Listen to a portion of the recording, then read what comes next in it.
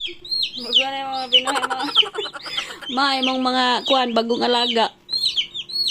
Oh. Napiso ang mamong order nga Pinoy. Nara.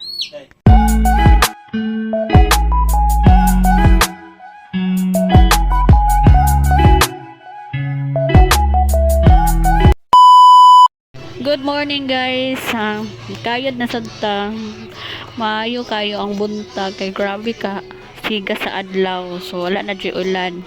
Na nag-uban sa akong sister-in-law ug akong igsuon padulong na mig Cagayan kay sila mo trabaho na. Kami pod mangita na pud mig kwarta. So guys kanang joker kayo kaya nga among Pinoy nagipalit wala man nag-expect nga mahimo siyang piso pero tsada gyapon kay nana may manok di ba oh mo na gipangitaan pa na og kuan kay napay nagtiyog-tiyog sa ilalom guys kaya mao ni siya mo i-deliver sa amohang customer nga 50 ka tray tapos natingala mi kay naay nagtingog-tingog sa kwarto gibutang ra na ako sa kwarto kay wala pa man nila pick up pa so kailangan na mo siya ibutang sa bugnaw nga dapit kay basin og mga baho kay Pinoy man ni siya Pinoy sa manok ni ang nahitabo grabe dagatingog-tingog ang piso so among gitanaw niya upot jud siya ka buok ang piso so amo na lang siyang gibahugan kay luoy kaayo sila ang isa ang duha